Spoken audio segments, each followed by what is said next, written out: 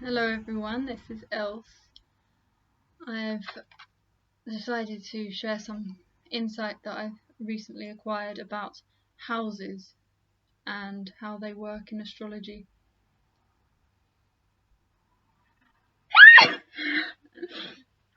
Anyway, I'm just going to light an incense first.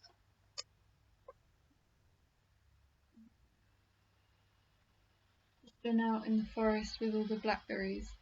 It's that beautiful Virgo season of the harvest.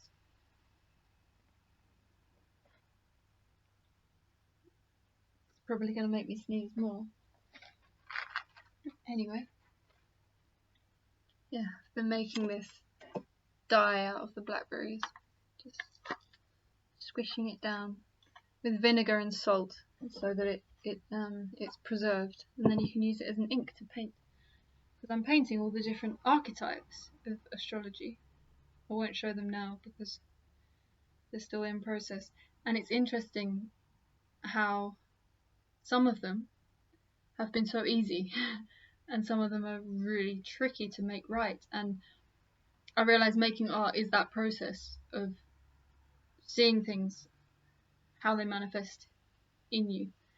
And Taurus was just like breeze, like so beautiful and fun and just it's simple.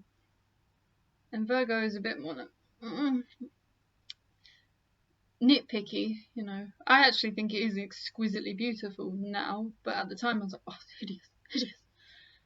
And then I've got to Capricorn and it is really spiky energy. It's like, keep going, this isn't, I'm not going to give it to you on a plate, you've got to work for this. And then I looked at my current astrology, because also I was trying to work within what was happening at the moment, and the moon has been in Virgo and Libra, and Libra moon is lovely to paint in. And then you get into a Scorpio moon and it's like you find the fault, you find the flaws, but you also see the deeper meaning behind everything. And then I checked my astrology and I saw, oh, everything is in Virgo at the moment. And you know, that meant, okay, so my ascendant is Virgo, so it's going to trigger that soon. And just a lot of Virgo things are coming forward, and I've heard that it's a good Virgo because it's you know, Venus is in Virgo, and also because we've done the work earlier in the year, we've suffered a lot, and now is a time for kind of reconciliation and tying up all the bows. And that's a general Virgo thing because we're shifting from the personal into the transpersonal. This is the 6th, so it's the lower hemisphere, and then we're going up into the transpersonal planets, transpersonal signs. And then there's something else I noticed, which is Mars transiting your 12th house, Venus transiting your 12th house, the Sun transiting your 12th house. And something clicked for me, which I've read a lot and seen a lot of, heard a lot of information about astrology from for years about all these things, and houses never really clicked so much for me. You know, it's something like, oh god, yeah, and the houses. And now I've just registered. Okay, so when we have I don't even know what 4 is. You know, I know a stellium. I don't know what four planets, 4 things in Virgo happening. What that means. Well, it means that it's going to be triggering the house that Virgo sits in, and majority of my Virgo is in the 12th house of Pisces. So it's no wonder that now, as I'm coming up to the point of the 21st degree of Virgo, which is my ascendant, my birth date, essentially, that's the birth degree, then I'm naturally going to be feeling like, oh my god, everything's wrapping up now. This is the 12th and final sign. Because I never feel that way in Pisces. I never feel that this is the end of the year and Aries is the start. And now I know why. And it is because my chart is quite upside down. So again, I'll use this that I've made. This really has helped me understand how the energy works. And the problem is, I think the camera shows it back to front, but essentially this is cardinal energy, moving forward energy. This is in Aries, in Cancer, in Libra, and in Capricorn. Fixed energy is energy moving inwards, focused, fixed energy of Taurus. So this is fixed earth. Leo is fixed fire. Scorpio is fixed water. And Aquarius is fixed air. So you see the inherent contradiction in some of these things. I mean, fixed earth, that's simple. That is what earth is. You know, it's stable and secure. So me making the Taurus art made a lot of sense. But you know, when we come to fixed air in Aquarius, that's the realm of the mind and the realm of antimatter and the intellect, but also the collective. So how do I bring that into form? And then Gemini is mutable energy. Mutable is moving outwards. So this is air moving outwards. Gemini is all air moving outwards. It's throwing off, being devil's advocate and saying things just to stir the pot and to the inherent paradox of life and the contradictions within them. And then mutable earth, again, it's like sand, it's moving, it's earth, but it's changeable. It's the way that crystals can have impressions put upon them. You know, they can carry and transmute things. It's the power of the earth for transformation. And then Sagittarius, mutable fire, so moving outwards, fire moving outwards. Well, that's beautiful if you imagine that. It's expansion, it's Jupiter. And then Pisces, water moving outwards, mutable. So it's very flow and fluid. And I was thinking, you know, I know someone Pisces who I love dearly, and they drive me mad. Because on one hand, they have no backbone and they kind of just go with the flow to such an extent that they betray you very easily. But at the same time, they're probably the most quick to recognize that within themselves and turn it around. So inherent within Pisces is the greatest potential for transformation, but also the greatest potential for stupidity. That's something very personal that I'm just getting out there because I need to process that at this time. But here we have a movable thing in the center. Now this is because the houses are always the same in the same place. Now I don't know if you do a whole sign astrology or not. This is made for that, but I don't actually use that. So is it Hellenic? I don't know, but the one where your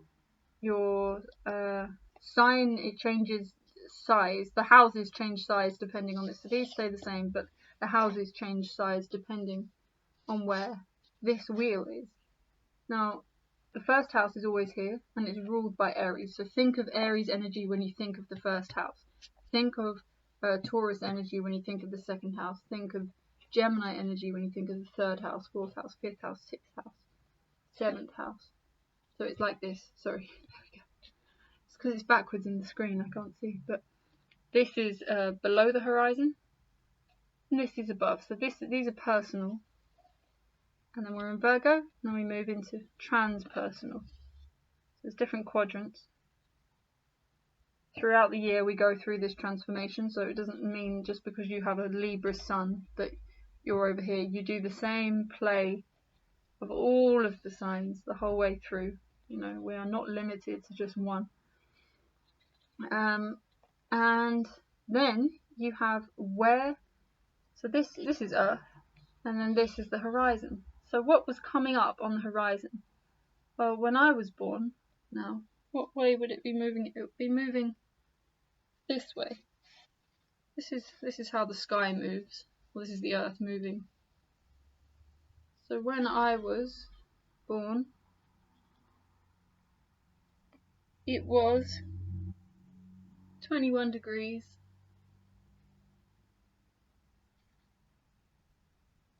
There we go.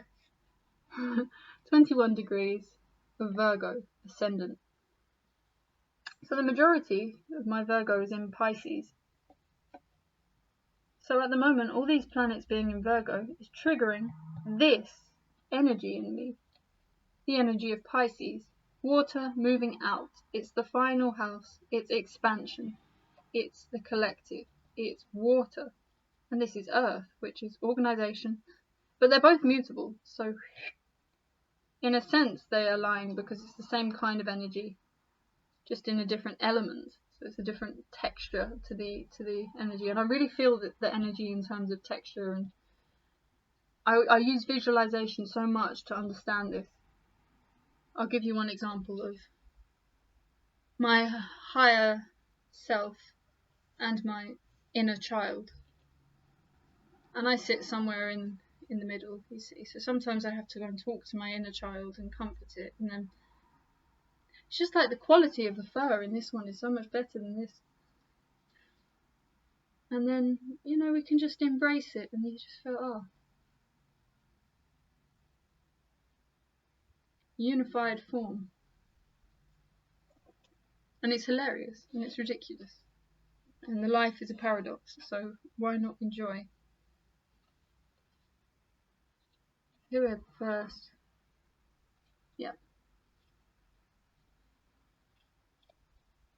It's like that. So the majority of my Libra is in the first house. So, come the 21st degree of Virgo, which I'm not sure what date that will be, but it will mean that is the start of my new year, because the first sign of the zodiac is Aries.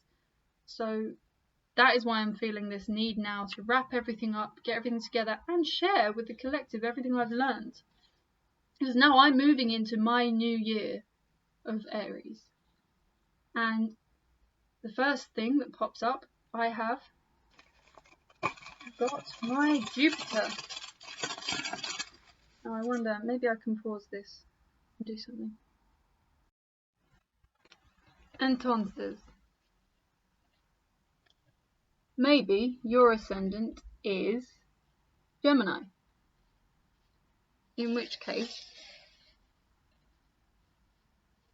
Gemini will sit somewhere along this line.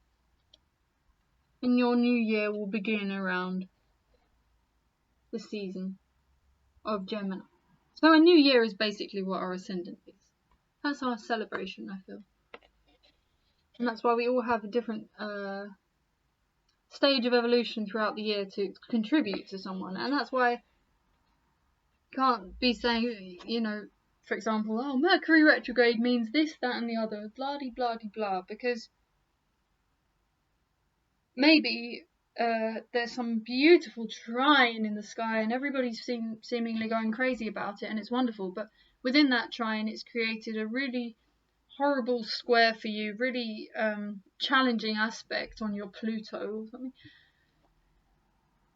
and it manifests in a completely different way for you. So every individual has their own chart for a reason. And that's why it's not always sunny skies for everyone at the same time. Everyone doesn't have their dark night of the soul all on the same evening.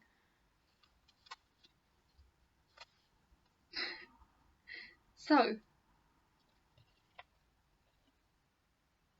another thing I want to say about the Ascendant while we're on the subject, because I just listened to something by Raising Vibrations, Simon Forster, and I want to put this out there from him, which is the Ascendant is not necessarily, I took it as such a negative thing, meaning that it's who we identify, who the world identifies us as when it's not our true self. When the reality is it's actually something beneficial that we can use to navigate this world. It's energy that actually sits well with us. And the world sees us as our descendant. So I like the example, well, actually with me, people maybe think that I'm more Piscean because I am very friendly and gregarious and sort of more just out in the world. Yeah, the gregarious thing is more the Sagittarius, but people think that I'm more interested in the collective, more friendly, more with no boundaries, just. And the reality is, I had this Virgo necessity to understand my environment and understand all the people in it and understand their stories. And when I used to drink, I would go to a pub and I would have to speak to every person in that pub. And half the people thought I was just like flirting with them, but really I just needed this information to understand them. And then I think they observed that I was doing it with every single person in the bar, and even in my local, I'd need to kind of feel that I understood who was there. And it's mutable energy, as Pisces is, so it's still taking on a lot from the environment and understanding itself through its environment. But my concern is not a Piscean concern. And Simon was saying, as a Aquarius ascendant, his insecurity is in, or his game is all about finding his tribe to communicate with, the higher knowledge, the things that he's learned. But from the outside, that will look like when he goes up to a group of astrologers and he's, hey, let's talk about astrology. I've got this. People maybe think he's more Leo, but that's not his concern, because he's generally, we move towards the energy that is beneficial for us, that suits us. So actually, his cold and distant nature that Aquarius would have would come out in other circles, but in the circles he would be drawn to, he would appear much more Leonian. But yeah, just something to think about there, because nothing is inherently good or bad in a chart, and the Ascendant is a wonderful tool. Anyway, thanks a lot. Have a good day.